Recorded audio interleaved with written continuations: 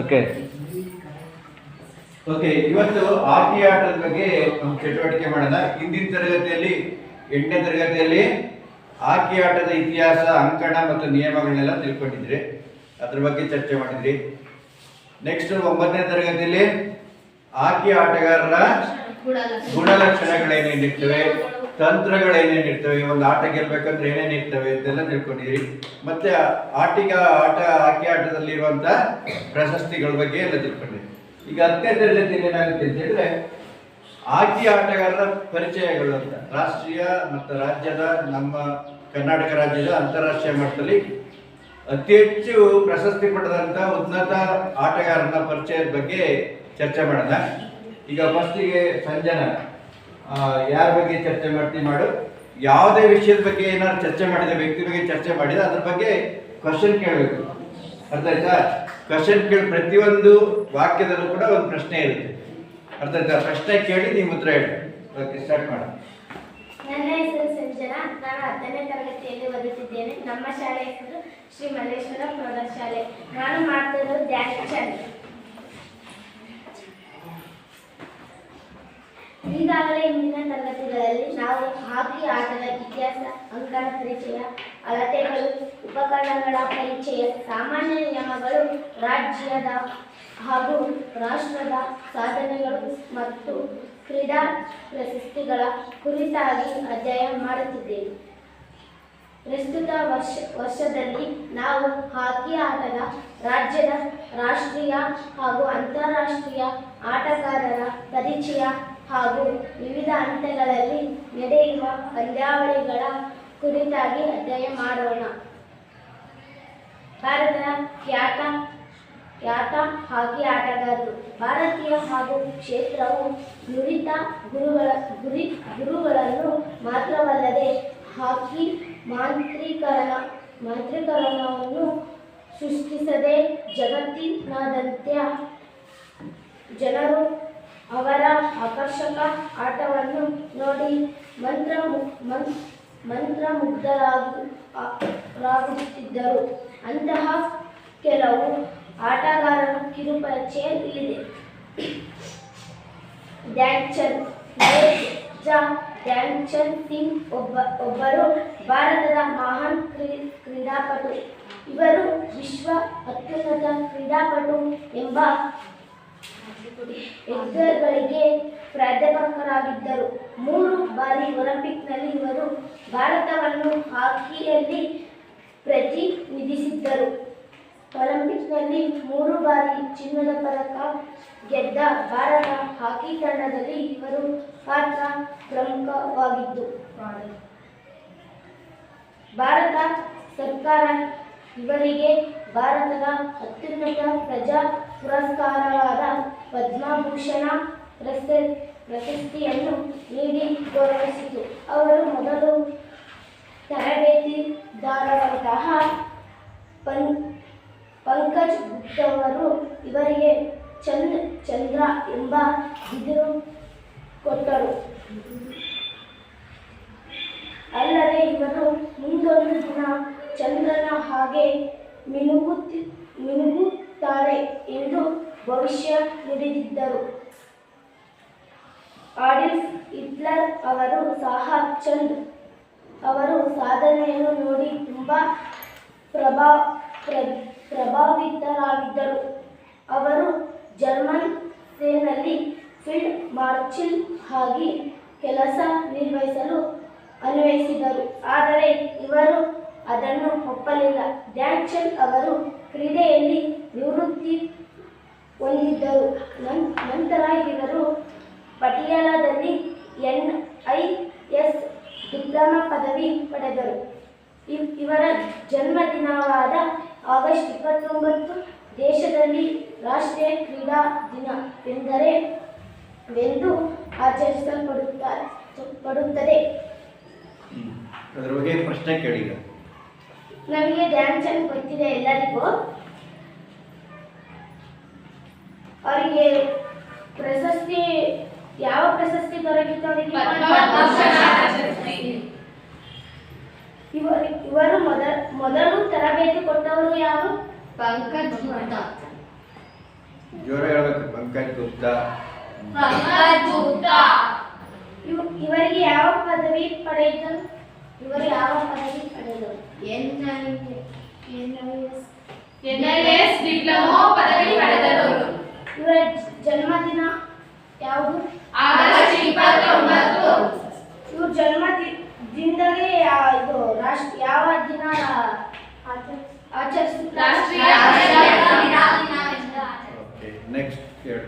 Next Ajit Pal Singh. ಇವರು ದೇಶದ ಹಾಕಿ ತಂಡದ ಉತ್ತಮ ಮಧ್ಯ ರಕ್ಷಕರಲ್ಲಿ ಒಬ್ಬರಾಗಿದ್ದರು. ಮೆಕ್ಸಿಕೋ ಒಲಿಂಪಿಕ್ನಲ್ಲಿ ಭಾರತವನ್ನು ಪ್ರತಿನಿಧಿಸಿದ ಇವರು ಮಾಂಟ್ರಿಯಲ್ ಒಲಿಂಪಿಕ್ನಲ್ಲಿ ತಂಡ ನಾಯಕರಾಗಿದ್ದರು.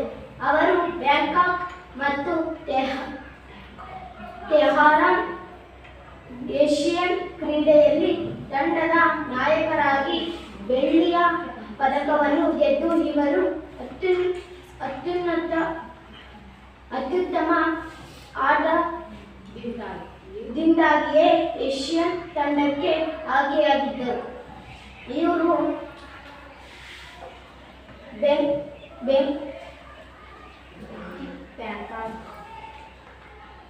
ಬ್ಯಾಂಕಾಕ್ ಮತ್ತು ತೆಹರಾನ್ ಏಷ್ಯನ್ ಕ್ರೀಡೆಯಲ್ಲಿ ನಾಯಕರಾಗಿದ್ದರು. ಇವರಿಗೆ ಒಂದು ಪದಕ ದೊರೆತಿತ್ತು, ಅದು ಬೆಳ್ಳಿಯ ಪದಕ. ಇವರು ಆಟದಲ್ಲಿ ಏಷ್ಯನ್ ತಂಡಕ್ಕೆ ಆಯ್ಕೆಯಾಗಿದ್ದರು. ಓಕೆ, ಇವರು ಉತ್ತಮ ಯಾವ ಆಟಗಾರರಾಗಿರ್ತಾರೆ? ಹಾಕಿ ಆಟಗಾರರಲ್ಲಿ ಯಾವ ಪ್ಲೇಸ್? ಮಧ್ಯಕ ರಕ್ಷಕ. ಅಂದ್ರೆ 12 ಜನ ಇರ್ತಾರಲ್ಲ, ಲೆಫ್ಟ್ ಟು ರೈಟ್, ಇವರು ಮಧ್ಯದಲ್ಲಿ ಆಡ್ತಾ ಇರ್ತಾರೆ. ಓಕೆ, ನೆಕ್ಸ್ಟ್ ಓದು.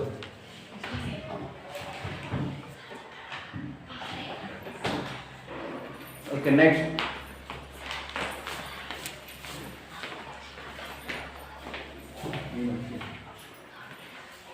ಲೆಸ್ಲಿ ಕೋಲಿಯಸ್ ತಮ್ಮ ಕ್ರೀಡಾ ಬದುಕನ್ನು ಹಾಕಿ ಕ್ರೀಡೆಯಿಂದ ಪ್ರಾರಂಭಿಸಿದ ಇವರು ಭಾರತದ ಶ್ರೇಷ್ಠ ಮಧ್ಯರಕ್ಷಕರಲ್ಲಿ ಒಬ್ಬರೆನಿಸಿದ್ದಾರೆ.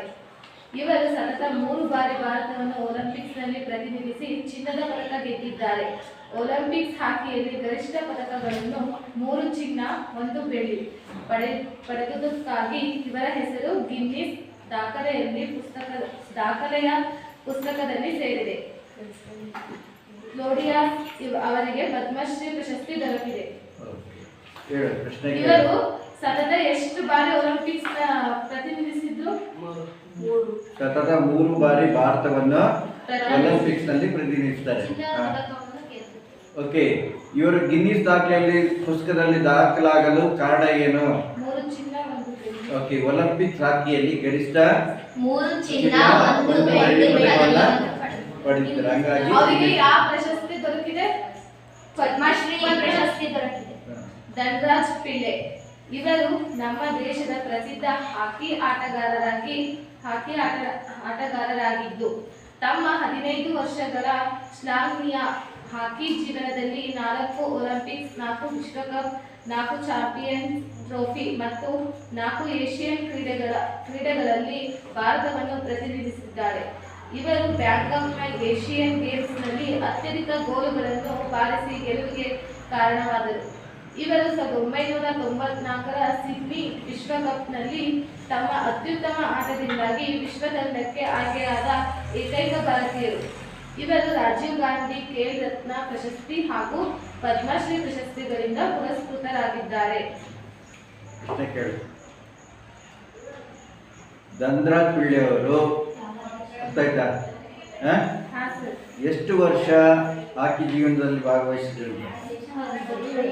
15 ವರ್ಷ. ಓಕೆ, ಧನ್ರಾಜ್ ಪಿಳ್ಳೆ ಅವರು ಒಲಿಂಪಿಕ್ ಕ್ರೀಡೆಗಳಲ್ಲಿ ಎಷ್ಟು ಸಾರಿ ಭಾಗವಹಿಸಿದ್ದರು? 4. ಹಿಂಗೆ ಪ್ರಶ್ನೆ ಕೇಳ. ಏಷ್ಯನ್ ಕ್ರೀಡೆಯಲ್ಲಿ ಭಾರತವನ್ನು ಎಷ್ಟು ಸಲ ಪ್ರತಿನಿಧಿಸಿದ್ದಾರೆ? 4 ಸಾರಿ.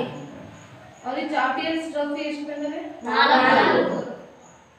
1994ರ ಅತ್ಯುತ್ತಮ ಆಟದಿಂದ ಅವರು ಇದರಿಂದ ವಿಶ್ವಕಪ್ನಲ್ಲಿ ಅತ್ಯುತ್ತಮ ಆಟದಿಂದಾಗಿ ವಿಶ್ವ ತಂಡಕ್ಕೆ ಆಯ್ಕೆಯಾದರು? ಸಿಡ್ನಿ ವಿಶ್ವಕಪ್ನಲ್ಲಿ. ಅವರಿಗೆ ಪ್ರಶಸ್ತಿ ಯಾವ್ಯಾವ ಬಂದವು? ರಾಜೀವ್ ಗಾಂಧಿ ಖೇಲ್ ರತ್ನ ಪ್ರಶಸ್ತಿ, ಪದ್ಮಶ್ರೀ ಪ್ರಶಸ್ತಿ. Doctor MP. ಗಣೇಶ್ ಕರ್ನಾಟಕದ ಕೊಡಗಿನಲ್ಲಿ ಹುಟ್ಟಿ ಭಾರತವನ್ನು 3 ವಿಶ್ವಕಪ್ನಲ್ಲಿ ಪ್ರತಿನಿಧಿಸಿದ್ದ ಡಾಕ್ಟರ್ ಎಂ.ಪಿ. ಗಣೇಶ್ ಇವರು 1971ರಲ್ಲಿ ಬಾರ್ಸಿಲೋನಾದಲ್ಲಿ ಕಂಚಿನ ಪದಕ, ಆಮ್ಸ್ಟರ್ಡ್ಯಾಮ್ನಲ್ಲಿ ತಂಡದ ನಾಯಕರಾಗಿ ಬೆಳ್ಳಿ ಪದಕ ಗೆದ್ದರು. ಮ್ಯೂನಿಚ್ ಒಲಿಂಪಿಕ್ಸ್ನಲ್ಲಿ ಕಂಚಿನ ಪದಕ ಗೆದ್ದರು. ವಿಶ್ವ 11ಗೆ ಆಯ್ಕೆಯಾಗಿ ಹಲವು ವರ್ಷಗಳ ತನಕ ಏಷ್ಯಾ ತಂಡಕ್ಕೆ ಆಡಿದರು.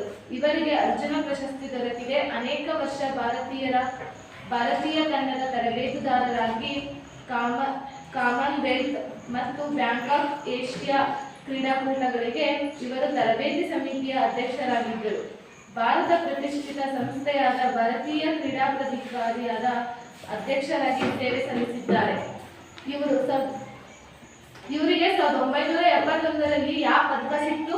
ಕಂಚಿನ ಪದಕ. ಎಲ್ಲಿ? ಬಾರ್ಸಿಲೋನಾದಲ್ಲಿ. ಮ್ಯೂನಿಚ್ ಒಲಿಂಪಿಕ್ಸ್ನಲ್ಲಿ ಪದಕ ಯಾರು ಗೆದ್ದಿದ್ದು? ಕಂಚಿನ ಪದಕ.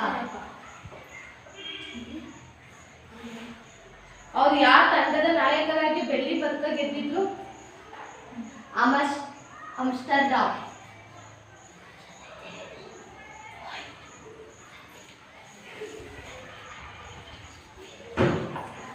ಇವರು ಬ್ಯಾಂಕಾಕ್ ಏಷ್ಯಾ ಕ್ರೀಡಾಕೂಟಗಳಿಗೆ ಇವರು ತರಬೇತಿ ಸಮಿತಿ ಅಧ್ಯಕ್ಷರಾಗಿದ್ದರು. ಕ್ರೀಡಾ ಪ್ರಾಧಿಕಾರಕ್ಕೆ ಅಧ್ಯಕ್ಷರಾಗಿ ಅವರು ಸೇವೆ ಸಲ್ಲಿಸಿದರು. ಅಂದರೆ ಆಯ್ತಾ? ನೆಕ್ಸ್ಟ್ ನನ್ನ ಹೆಸರು ಗಗನ.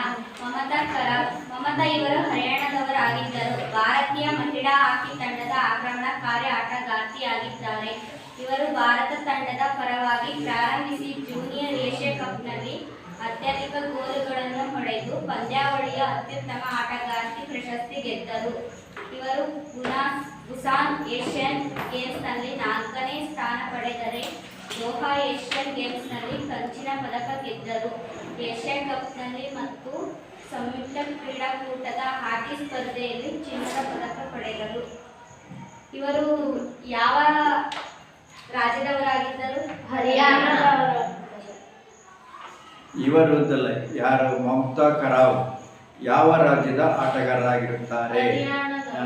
ಜೂನಿಯರ್ ಏಷ್ಯಾ ಕಪ್ನಲ್ಲಿ ಅತ್ಯಧಿಕ ಗೋಲುಗಳನ್ನು ಹೊಡೆದು ಪಂದ್ಯಾವಳಿಗೆ ಅತ್ಯುತ್ತಮ ಆಟಗಾರ್ತಿ ಪ್ರಶಸ್ತಿ ಇವರು ಗೆದ್ದಿದ್ದರು. ಇವರಿಗೆ ಮಮತಾ ಕರಾವ್ ಅವರಿಗೆ ಯಾವ ಪ್ರಶಸ್ತಿ ದೊರಕಿದೆ? ಕಂಚಿನ ಪದಕ ಅಲ್ಲ, ಪ್ರಶಸ್ತಿ ಕೇಳುವುದು. ಯಾವ ಪದಕ ದೊರಕಿದೆ? ಅತ್ಯುತ್ತಮ ಆಟಗಾರ್ತಿ ಪ್ರಶಸ್ತಿ. ಕಂಚಿನ ಪದಕ. ಏಷ್ಯಾ ಕಪ್ನಲ್ಲಿ ಯಾವ ಪದಕವನ್ನು ಪಡೆದರು? ಚಿನ್ನದ ಪದಕ. ಸೂರಜ್ ಲತಾ ಇವರು ಮಣಿಪುರದವರಾಗಿದ್ದರು. Indira Gandhi gold cup hockey ಚಾಂಪಿಯನ್ಶಿಪ್ನಲ್ಲಿ ಆಡುವ ಮೂಲಕ ತಮ್ಮ ಅಂತಾರಾಷ್ಟ್ರೀಯ ಹಾಕಿ ವೃತ್ತಿ ಪ್ರಾರಂಭಿಸಿದರು. ಇವರು ಬ್ಯಾಂಕಾಕ್ನಲ್ಲಿ ಬೆಳ್ಳಿ ಪದಕವನ್ನು ಗೆದ್ದರು. 2 ಬಾರಿ ಏಷ್ಯಾ ಕಪ್ ಆಡಿ 1 ಬಾರಿ ದ್ವಿತೀಯ ಹಾಗೂ 1 ಬಾರಿ ಪ್ರಥಮ ಸ್ಥಾನ ಪಡೆದರು. ಸಂಯುಕ್ತ ರಾಷ್ಟ್ರಗಳ ಕ್ರೀಡಾಕೂಟದಲ್ಲಿ ಮತ್ತು ಆಫ್ರೋ ಏಷ್ಯನ್ ಗೇಮ್ಸ್ನಲ್ಲಿ ಪ್ರಥಮ ಸ್ಥಾನ ಪಡೆದರು. ಭಾರತ ಹಾಕಿ ತಂಡದ ನಾಯಕಿಯಾಗಿ ಹಲವು ವರ್ಷ ಇವರು ದೇಶವನ್ನು ಪ್ರತಿನಿಧಿಸಿದ್ದಾರೆ. ಸೂರಜ್ ಲತಾದೇವಿ ಅವರು ಯಾವ ಊರಿನವರಾಗಿದ್ದರು? ಮಣಿಪುರದವರಾಗಿದ್ದರು. ಇವರು ಯಾವ ಗೇಮ್ನಲ್ಲಿ ಪ್ರಥಮ ಸ್ಥಾನ ಪಡೆದರು? Afro Asian games. ಇವರು ಯಾವ ತಂಡದ ನಾಯಕಿಯಾಗಿದ್ದರು? ಭಾರತ ಹಾಕಿ ತಂಡ. ಹೆಲೆನ್ ಮೇರಿ ಇನ್ನಸೆಂಟ್ ಉನ್ನತ ಮಟ್ಟದ ಗೋಲ್ ಕೀಪರ್ ಆಗಿದ್ದ ಇವರು ಕರ್ನಾಟಕದವರಾಗಿದ್ದು ತಮ್ಮ ಮೊದಲನೆಯ ಅಂತಾರಾಷ್ಟ್ರೀಯ ಹಾಕಿ ಪಂದ್ಯವನ್ನು ಜರ್ಮನಿಯ ವಿರುದ್ಧ ಆಡಿದರು. ನೆದರ್ಲ್ಯಾಂಡ್ನ ಉಟ್ರಿಚ್ನಲ್ಲಿ ನಡೆದ ವಿಶ್ವ ಕಪ್ನಲ್ಲಿ ಭಾರತವನ್ನು ಪ್ರತಿನಿಧಿಸಿದ್ದ ಇವರು 2 ಏಷ್ಯನ್ ಗೇಮ್ಸ್ನಲ್ಲಿ ಆಡಿ ಬ್ಯಾಂಕಾಕ್ನಲ್ಲಿ ಬೆಳ್ಳಿಯ ಪದಕವನ್ನು ಗಳಿಸಿದರು. 2 ಏಷ್ಯಾ ಕಪ್ನಲ್ಲಿ ಚಿನ್ನ ಮತ್ತು ಬೆಳ್ಳಿ ಪದಕ ಗೆದ್ದು ಏಷ್ಯಾ ಕಪ್ನಲ್ಲಿ ಅತ್ಯುತ್ತಮ ಗೋಲ್ ಕೀಪರ್ ಪ್ರಶಸ್ತಿ ಗಳಿಸಿದ ಇವರು 3 ಸಂಯುಕ್ತ ಕ್ರೀಡಾಕೂಟಗಳ ಹಾಕಿ ಸ್ಪರ್ಧೆಯಲ್ಲಿ ಬೆಳ್ಳಿ ಮತ್ತು ಚಿನ್ನದ ಪದಕಗಳನ್ನು ಗೆದ್ದರು.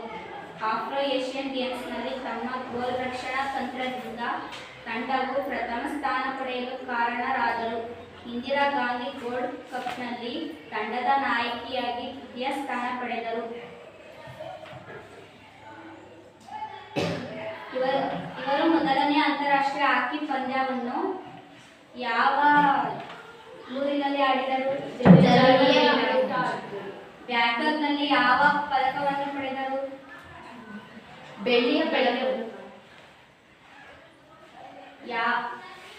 ಇಂದಿರಾ ಗಾಂಧಿ ಗೋಲ್ಡ್ ಕಪ್ನಲ್ಲಿ ತಂಡದ ನಾಯಕಿಯಾಗಿ ಪ್ರಥಮ ಸ್ಥಾನನ, ದ್ವಿತೀಯ ಸ್ಥಾನನ, ತೃತೀಯ ಸ್ಥಾನನ? ದ್ವಿತೀಯ ಸ್ಥಾನ. ನೆಕ್ಸ್ಟ್ ಅಂತಾರಾಷ್ಟ್ರೀಯ ಆಟಗಾರರು ಯಾರು? ಅಂತಾರಾಷ್ಟ್ರೀಯ ಆಟಗಾರರು ಹೋಗು, ಯಾರು ಇರ್ತೀರಾ? ಬಾ ಹೋಗು. Doctor Richard Charles BERT. ಅಂತಾರಾಷ್ಟ್ರೀಯ ಆಟಗಾರರು ಡಾಕ್ಟರ್ ರಿಚರ್ಡ್ ಚಾರ್ಲ್ಸ್ ವರ್ತ್. ಇವರು ಮಾಜಿ ಆಸ್ಟ್ರೇಲಿಯಾ ಆಟಗಾರರು ಮತ್ತು ವೃತ್ತಿಯಲ್ಲಿ ವೈದ್ಯರು. ಇವರು ಕೆಲವು ವರ್ಷ ಆಸ್ಟ್ರೇಲಿಯಾದ ನಾಯಕರಾಗಿದ್ದು ಸುಮಾರು 10 ವರ್ಷಗಳಷ್ಟು ಕಾಲ ವಿಶ್ವದ ಅತ್ಯುತ್ತಮ ಆಟಗಾರರೆನಿಸಲ್ಪಟ್ಟರು. ಇವರು ಆಸ್ಟ್ರೇಲಿಯಾ ತಂಡದ ಪರವಾಗಿ ಒಲಿಂಪಿಕ್ಸ್ನಲ್ಲಿ ಆಡಿದವರು.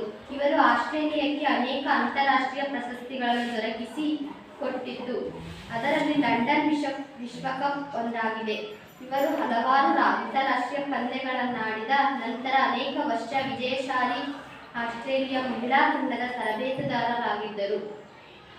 ಡಾಕ್ಟರ್ ರಿಚರ್ಡ್ ಚಾರ್ಲ್ಸ್ ವರ್ತ್ ಇವರು ಯಾವ ದೇಶದವರು?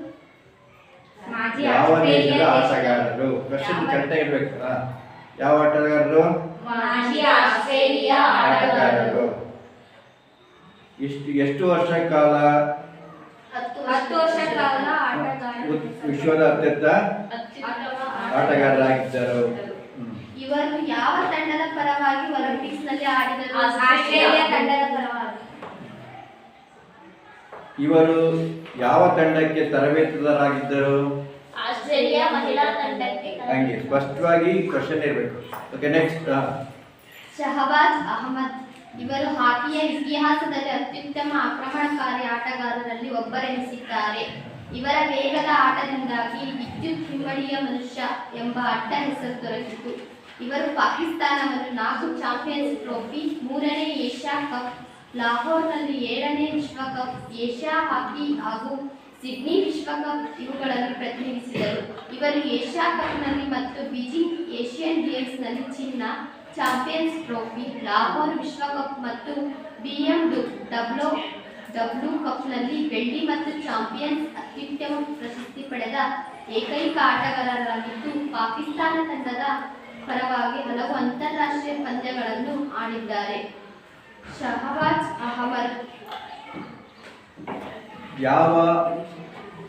ಯಾವ ಉತ್ತಮ ಆಟಗಾರರು? ಅಂದ್ರೆ ಇತಿಹಾಸದಲ್ಲಿ ಅತ್ಯುತ್ತಮ ಆಕ್ರಮಣಕಾರಿ ಆಟಗಾರರು ಅಂದ್ರೆ ಯಾರು? Forward player. ಇವರ ವೇಗದ ಆಟದಿಂದಾಗಿ ಇವರಿಗೆ ಒಂದು ಅಡ್ಡ ಹೆಸರಿತ್ತು. ಅದು ಯಾರು? ವಿದ್ಯುತ್ ಹಿಮ್ಮಡಿಯ ಮನುಷ್ಯ ಎಂಬ ಅಡ್ಡ ಹೆಸರು. ಇವರು ಪಾಕಿಸ್ತಾನವನ್ನು ಡ್ಯಾಶ್ ಚಾಂಪಿಯನ್ಸ್ ಟ್ರೋಫಿಯಿಂದ 4 ಚಾಂಪಿಯನ್ಸ್ ಟ್ರೋಫಿಯಿಂದ ಓಕೆ, ನೆಕ್ಸ್ಟ್ ಹೇಳಿ. ಫ್ಲೋರಿಸ್ ಜಾನ್ ಬೋವಿಲ್ಯಾಂಡರ್ ಇವರು ಹಾಲೆಂಡ್ನವರಾಗಿದ್ದು ಅಂಟ್ಲಾಟ್ ಒಲಿಂಪಿಕ್ಸ್ನಲ್ಲಿ ಚಿನ್ನದ ಪದಕ ಗೆದ್ದರು.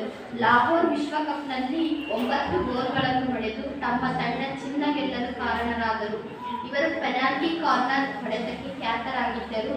ಇವರು ಬೂಮ್ ಬೂಮ್ ಬೋವಿಲ್ಯಾಂಡರ್ ಎಂಬ ಹೆಸರಿನಿಂದ ಕರೆಯಲಾಗುತ್ತಿದ್ದು ಹಾಲೆಂಡ್ನ ಪರವಾಗಿ ಹಲವಾರು ಅಂತಾರಾಷ್ಟ್ರೀಯ ಪಂದ್ಯಗಳನ್ನಾಡಿ 200ಕ್ಕೂ ಹೆಚ್ಚು ಗೋಲ್ಗಳನ್ನು ಬಾರಿಸಿದ್ದಾರೆ. ನೆಕ್ಸ್ಟ್ ಹೇಳಿ. ಫ್ಲೋರಿಸ್ ಜಾನ್ ಬೋವಿಲ್ಯಾಂಡರ್ ಇವರು ಯಾವ ದೇಶದವರಾಗಿದ್ದರು?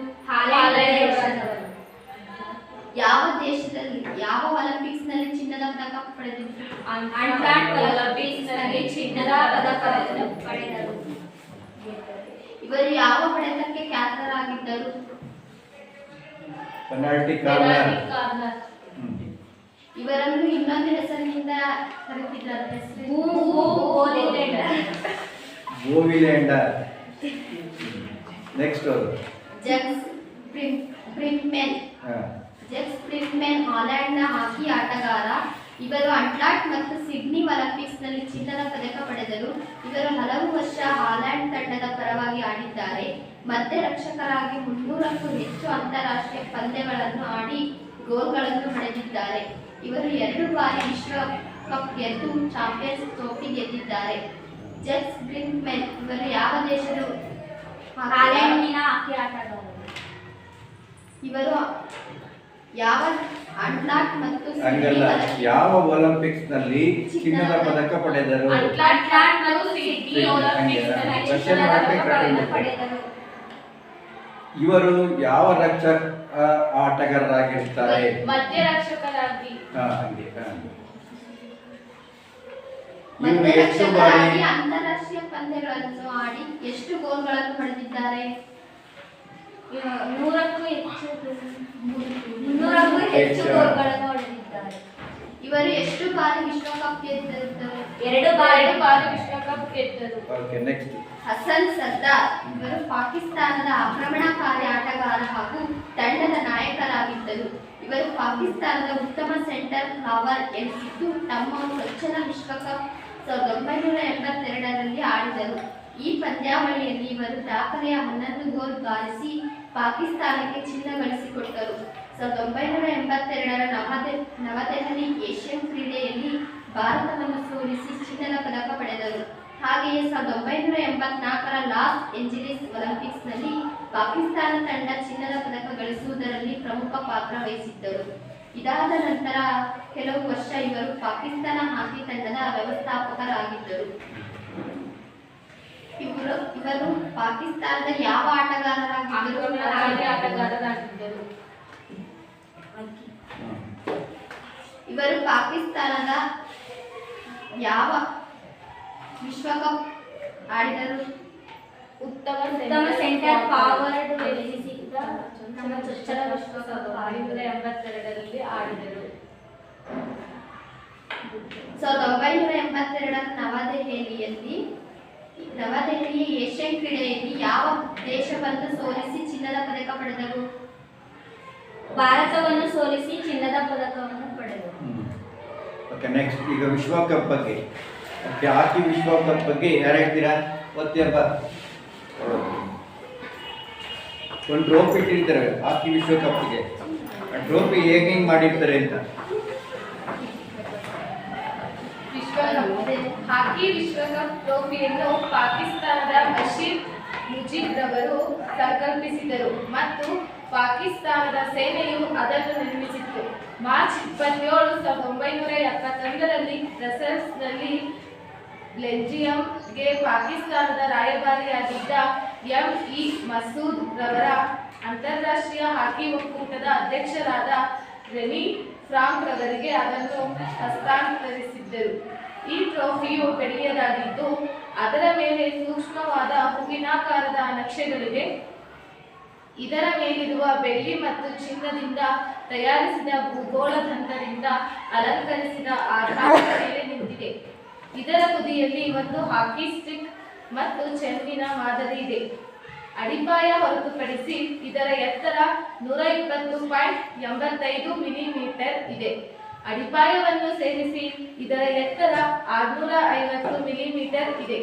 ಇದರ ತೂಕ 11,560 ಗ್ರಾಂ ಇದ್ದು ಅದರಲ್ಲಿ 895 ಗ್ರಾಂ ಚಿನ್ನ, 6,815 ಗ್ರಾಂ ಬೆಳ್ಳಿ, 350 ಗ್ರಾಂ ದಂತ ಮತ್ತು 3,500 ಗ್ರಾಂ ಸಾಗವಾನಿ ಸೇರಿದೆ. Okay, very good. ಈಗ ಪ್ರಶ್ನೋತ್ತರ ಅಭ್ಯಾಸದಲ್ಲಿ ಪ್ರಶ್ನೆಗಳು ಕೇಳಿ ನೋಡೋದು ಎಷ್ಟೇ ಹೇಳ್ತಾರೆ, ಯಾರ್ಯಾರು ಹೇಳ್ತಾರೆ. ಖಾಲಿ ಬಿಟ್ಟ ಸ್ಥಳಗಳನ್ನು ತುಂಬಿದೆ. ಭಾರತದ ಹಾಕಿ ವಿಶ್ವಕಪ್ ಪ್ರಶಸ್ತಿಯನ್ನು ಡ್ಯಾಶ್ ಬಾರಿ ಜಯಿಸಿದೆ. ರಾಷ್ಟ್ರೀಯ ಕ್ರೀಡಾ ದಿನವನ್ನು ಡ್ಯಾಶ್ ರ ಹೆಸರಿನಲ್ಲಿ ಮಮತಾ ಕರಾಬ್ ಇವರು ಡ್ಯಾಶ್ ರಾಜ್ಯದವರು. ಹರಿಯಾಣ. ಹಾಕಿ ವಿಶ್ವಕಪ್ ಅನ್ನು ಡ್ಯಾಶ್ ಒಮ್ಮೆ 2 ಡ್ಯಾಶ್ ಮಧ್ಯದಲ್ಲಿ ನಡೆಸಲಾಗುತ್ತದೆ.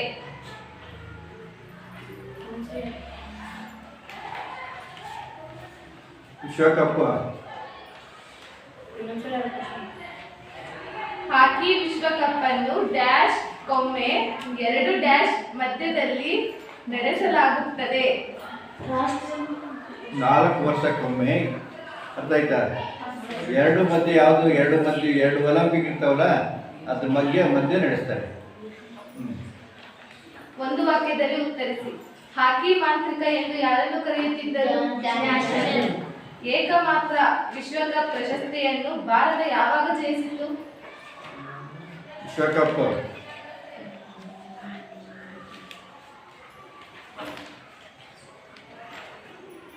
1994. ಒಲಿಂಪಿಕ್ಸ್ ಹಾಕಿಯಲ್ಲಿ ಯಾವ ಆಟಗಾರರಿಗೆ ಅತ್ಯಧಿಕ ಪದಕಗಳನ್ನು ಲಭಿಸಿವೆ? ಒಲಿಂಪಿಕ್ ಹಾಕಿಯಲ್ಲಿ ಧ್ಯಾನ್ ಧ್ಯಾನ್ ಚಂದ್. ರಾಜೀವ್ ಗಾಂಧಿ ಖೇಲ್ ರತ್ನ ಪ್ರಶಸ್ತಿ ಗಳಿಸಿದ ಏಕಮಾತ್ರ ಹಾಕಿ ಆಟಗಾರ ಯಾರು? ಧನ್ರಾಜ್ ಪಿಳ್ಳೆ. ಯಾವ ಆಟಗಾರರನ್ನು ವಿದ್ಯುತ್ ಹಿಮ್ಮಡಿಯ ಮನುಷ್ಯ ಎಂಬ ಶಹಬಾಜ್ ಅಹಮದ್. ಭಾರತವನ್ನು ಪ್ರತಿನಿಧಿಸಿದ ಕರ್ನಾಟಕದ ಆಟಗಾರರನ್ನು ಹೆಸರಿಸಿ. ಧ್ಯಾನಚಂದ್, ಅಜಿತ್ ಪವಾರ್, ಶ್ರೀ